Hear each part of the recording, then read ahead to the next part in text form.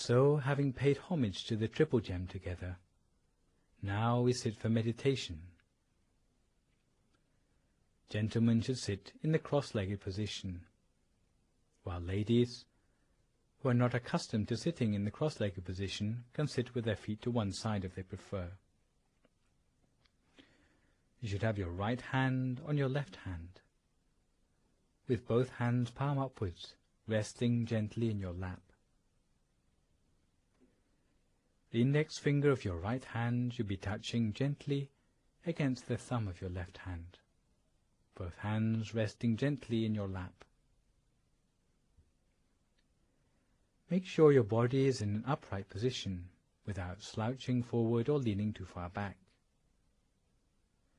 so that both your circulation and your breathing are relaxed and unimpeded. Because everything about the meditation ought to be relaxed. If you are too forced as to your posture, then you will not be comfortable. If you are slouching, then you will get aches and pains. So close your eyes very gently, with your eyelids very gently touching closed. Never squeeze your eyes closed, and make sure there's no pressure around your eyes. Just close your eyes in an ordinary way. For meditation it is necessary to relax our mind, and in this respect the Lord Buddha taught the words Jako Patinisako Vimutti Analayo, that we must let go of all things, not being attached to them. Not being attached to our physical body, whether we feel stiff or whether we feel uncomfortable, we should just ignore these things. We mustn't worry about them, because the body we are using for meditation is only like a tool for the mind, to be used in order to reach liberation. Liberation from defilements, in order to reach towards nirvana. Our body is only transient, and we have only temporary use of it. Thus, no matter what may happen, we will not be interested in our body. We must let go of attachment for our body and even for our life. Something we let go of in homage to the teachings of the Lord Buddha. So, no matter what happens, we will not be attached to or worried about our bodily condition. We are going to bring our mind to a standstill. It's our only aim in life, to train the mind to a point where it can be pure and clear, to attain the body of enlightenment inside, not only attaining it, but to become one and the same as it, to know who is our real, true self inside. That is, the body of enlightenment of the Arahant inside of us. And to reach this point in our meditation can be said to be our obligation as a human being, as the Lord Buddha used the words Gatang Karaniyang, something which we have to do for as long as our body is still viable. Once our mind comes to a standstill, we will be able to liberate ourselves from the cycle of existence. So there is no use in being attached to our own body or the bodies of other people, especially those of our relatives or of our husband or wife, because all of these things end up bringing us suffering eventually. They bring us anxiety, absent-mindedness, worries and doubts.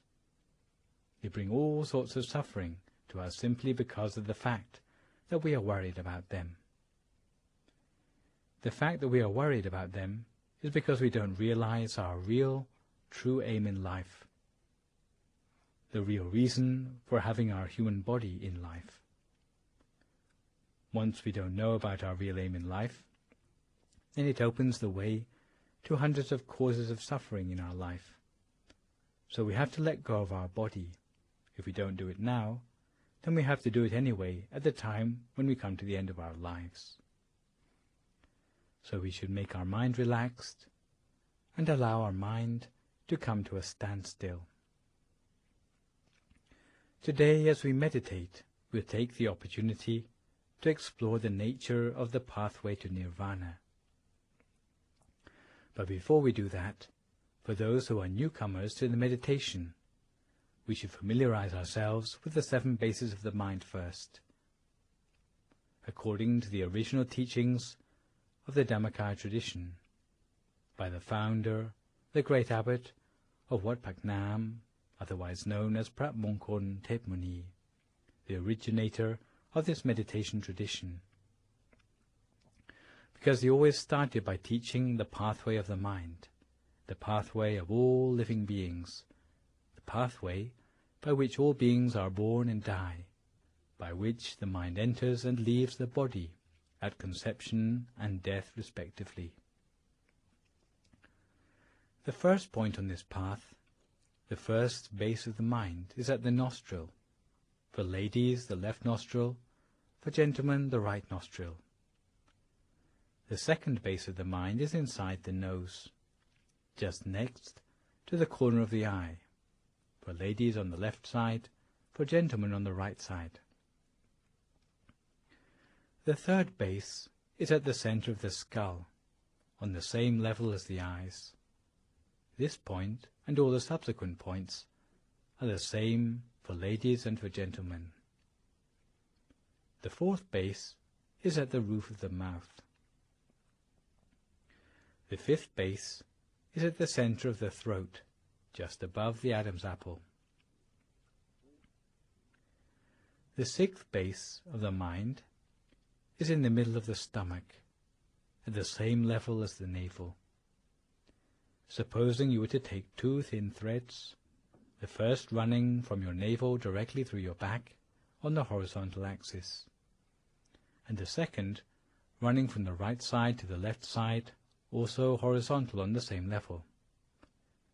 The point where these 2 lines intersect, no larger than a pinpoint, is called the 6th base of the mind. This is where a sphere of Dhamma is to be found, which is clear and bright, transparent, and about the same size as the yolk of an egg, with its center at the point of intersection of the 2 threads. This sphere of Dhamma is very important, because without this sphere it would be impossible to take birth in human form. If this sphere is bright, your life will prosper, but if this sphere becomes dull or darkened, then it predicts that life will soon bring you problems.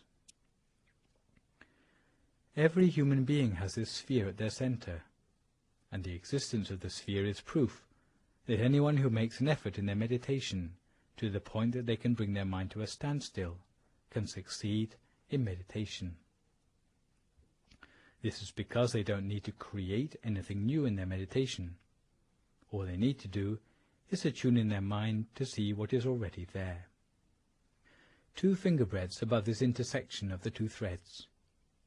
Supposing you were to take your index finger and your middle finger together, and to place them on the intersection of the 2 threads, then exactly that distance, the distance of 2 finger breadths above the intersection of the 2 threads, is what we call the 7th base of the mind. It is the precise center of our body, and in fact it's this final point which we are interested in. It's the most important of all the bases, of all 7 which we've already mentioned. Because all the senses, whether it be eye, ear, nose, mouth, or sense of touch, are focused at this point. This point is the place from which we are born and from which the mind leaves the body when we die. When we are born, the spiritual component moves through all the 7 bases of the father. When the father and the mother come together for conception, the spiritual component of the baby to be born comes from the father to mother, collecting up together with it the physical constituents, going down through the 7 bases of the mind, down to implant itself at the 7th base of the mind of the mother in the womb. When we pass away, it's the reverse process. The mind leaves the body starting from our own 7th base, straight through all the 7 bases, 6, 5, 4, 3, 2, 1, and leaves our body by the 1st base. that is, via our nostril. It is also the location of our mind at the time of our falling asleep, and also at the time of our waking. When we come to the end of our human life, the mind leaves the body starting from our own seventh base, straight through all seven bases, 7, 6, 5, 4, 3, 2, 1, leaving our human body to seek for rebirth somewhere else in the cycle of existence. It doesn't matter whether the next birth will be as an angel or as an animal. If the dying person is destined for a future rebirth, their spirit has to leave the body via the seven bases. However, if we don't want to be reborn anymore, the mind has to leave the body by a different path, which is directly through the center of the seventh base. It is an inward journey for the spirit rather than a journey to take it out of the body. If we are making the inward journey, it is different from making journeys in the outside world, where we have to use our feet to walk, or we have to move around. In the outside world we have to think, we have to take action. However, if we want to make the inward journey, we have to start by stopping the mind. The most important point is this one, which is 2 finger breadths above the level of the navel in the center of our body. It's here that we have to bring our mind to a standstill, and it's this place which we have to become familiar with. But in practice, you can just remember it as the point which is roughly in the middle of your stomach. The description so far is only just to become familiar with the rough position of the center of the body, so that you know where to place your attention when you're meditating. We have to start by giving ourselves the feeling that our mind has come to a standstill at the center of the body. We can do this by giving ourselves the feeling that our mind is visualizing a sphere or a crystal Buddha image at the center of our body. In fact, it can be any object at all which we are familiar with, which has a positive association for us. All we do is remember such an image or visualize such an image at the center of our body instead. It's a way of seeing an image at the center of our body, not seeing with the eyes, but seeing with the mind. For those of you who can see the blue-colored top view of the Buddha image shown on the computer display or television screen, also this is a very useful image which you can use. Establish your mind at the center of the body, in just the same way that we might tether a wild animal to a tree. We tether the mind to the center of the body by using a visualized mental object. The image is like an anchor to keep the mind at the center of the body the whole of the time. If we bring our mind back here each time it wanders, before long we will find out that the mind will start to stay there the whole of the time. As the mind becomes established at the center of the body, it will become able to fall through the center. In fact, all we need to do is bring our mind to a standstill at the center of the body, to allow the mind to do this. In fact, all we need to do is to bring our mind to a standstill at the center of the body, to allow the mind to do this. It is not necessary to do anything else. Simply doing this will set the conditions that will lead us to the beginning of the pathway in a way which we never expected. Once our mind becomes properly adjusted, the sphere inside ourselves will start to expand outwards, enlarging outwards, becoming softer, and revealing at its center a pathway which leads further inside. We will find that there is only one pathway, a single pathway which leads towards nirvana, a pathway which the Lord Buddha referred to as Ekalyana Magga. It is the mainstream which has no alternative way. Thus, for anyone whose mind is not at a standstill yet, we should use the following advice. We have to pretend to ourselves that our mind is already at the center of the body. In fact, we are fooling ourselves a little bit by assuming that. But from the fact that we are happy to place our mind somewhere in the center of our stomach, even though it might not be exactly at the point of the center of the body, the fact that we allow our mind to be free of worry at that point, and do this the whole of the time, by day and by night, before long the mind will find its own way to the center of the body. Once our mind becomes properly adapted, steadfast at the center, then it will come precisely to the center of the body. We will not see brightness in the beginning, but we will have the feeling that there is spaciousness inside, as if our mind is light in weight and at ease. Sometimes we may feel as if we could almost float. Some people have the lesser feeling, which would be more like mere spaciousness inside, as if the breathing becomes more refined, or as if we are alone in empty space. Sometimes we may feel merely that our body seems to expand inside, and it may do so more in one direction than in another. Sometimes we may feel as if it is expanding upwards, so that we feel that we grow so tall that our head might reach the ceiling. Sometimes it feels as if we were contracting, as if our body were being pulled down towards the ground. Some people feel as if they were falling down through the center of the body. If it is less refined than that, sometimes we may feel as if the body is swaying, as if we were sitting on a boat, or as if we were being rocked in a cradle. If it is less refined than this still, sometimes we may feel as if our hair is standing on end, or we may feel that our heart is beating more vigorously than usual. Sometimes we may feel as if we have lost feeling in part of our body, sometimes just in our legs or in our hands, as if they have become numb, or as if we cannot feel them anymore. When some people come across such feelings, they make a mistake of giving up their meditation, thinking they have not succeeded. But in fact these are all symptoms that our meditation is nearly at the point of progress. We ought to continue, and we should use our mindfulness to keep ourselves on track, instead of giving up when we come across these sort of experiences.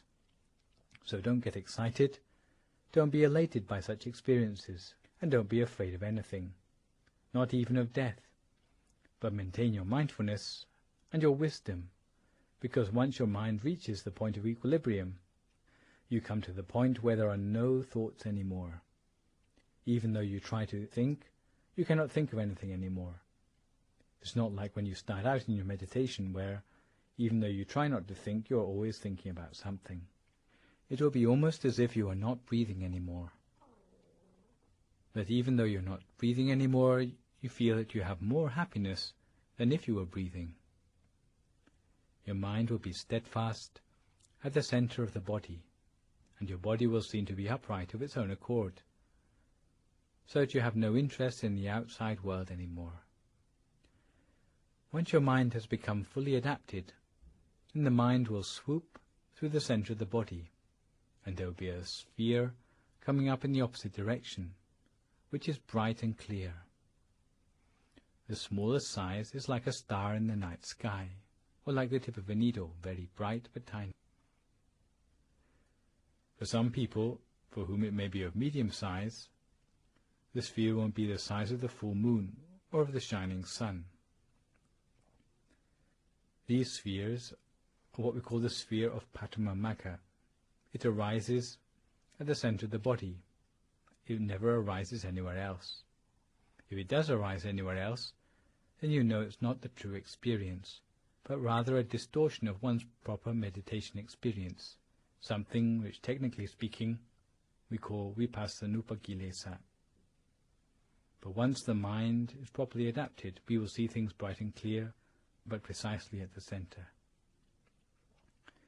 It's this Padma sphere which the great abbot of Wat Phra Gnam referred to as the Dhammanupassana Satipatthana sphere. Loosely translated, it means the sphere of the initial path, because it's the trailhead to the path which will lead us to the noble pathway of all the Buddhist saints. Having seen this sort of thing, then this sort of purity is something which we should try to maintain the whole of the time, whether we are standing, walking, sitting or lying down, eating, or whatever task we may be doing. We should maintain it the whole of the time, reflecting at the center of our body, in order to maintain this state of mind. Whether our eyes are open or closed, we should see it the whole of the time, because this is the start of the pathway towards nirvana. If we can maintain ourselves on this path, then we will be on the right pathway to nirvana for every lifetime. We will never lead a life in an unskillful way anymore, and our life will be a life which is supreme. We will not be living our life by trial and error as we have done in the past. Sometimes when we think back over our life, we regret all the mistakes we have made in our life. But once we come to this point in our meditation, we have stillness of mind as our refuge. We will only make our way towards nirvana from this lifetime onwards, and our attainment of human birth in this life will have been worthwhile. It will have been a lifetime of profit for us, and it will be a sign that we will profit in every life, from this time onwards until we enter upon nirvana. It is something which will close the doors to unfortunate rebirth from this time onwards, so that we will not be able to fall into the unfortunate realms anymore. There will be no more straying from the path, and we will be reborn only in the fortunate realms, whether it be the 6 levels of heaven, the 16 levels of form Brahma realms, or the 4 levels of the formless Brahma realms, or nirvana itself. Therefore, we should give full importance to these experiences, and must train our mind consistently and regularly. If we have not yet attained the Patimamagga sphere, we cannot trust that we will achieve success in life. If we are unable to attain it, then it is as if we have made a loss on our life. We have only things which will bring us regret later in life, and looking back over our life, we will have resentment in retrospect. As for the way in which we should attain the Patimamagga sphere, everyone should let go of all worries in the world, outside and on the inside, everything about the other beings, the environment, and even about ourselves. We should let go of all these things and bring our mind to the center of the body. We must be interested only in our mind, as if we were threading a needle through the center of our mind. Don't use too much effort, don't use too much force when thinking about the center of the body. Think of it as if you were dwelling on something, but do as if you were dwelling on it at the center of your body.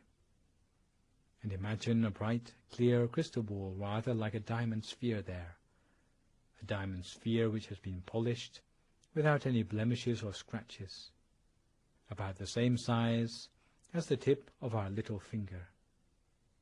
In fact, any size will do.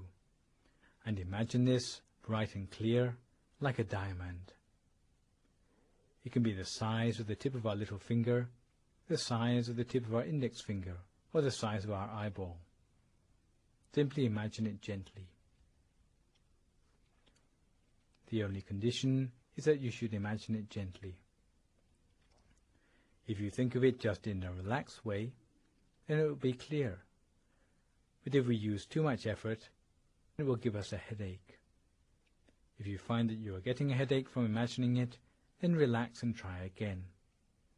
Make sure that the sphere is bright and clear, spherical. If you can imagine how bright and clear a diamond is, then that is about the brightness we ought to be imagining for our crystal ball. Maintain our mind at a standstill at the center of our body, at the 7th base of our mind, because we already know all about this position in our body. keeping our mind at the center of the body the whole of the time, 2 finger breadths above the 2 threads in the center of our body. Maintain it, remembering the image by imagining it with the mind, not by using our eyes to stare down at the center of our body. If we get the principle now, then we can practice it by ourselves without any problem in the future. But if we don't get it right this time round, then we may be off track every time we practice it in the future. So just relax and work at it slowly. Make sure you get the method right, remembering the bright, clear image at the center of the body, bright and clear, transparent and vivid in our mind, rather as if we were seeing it with our own eyes. But now we are seeing it at the center of our body, maintaining it the whole of the time. So now, may all of you be fulfilled in your wish to attain the triple gem inside yourself. Now each to their own meditation for a few more moments in silence until we come to the appropriate time.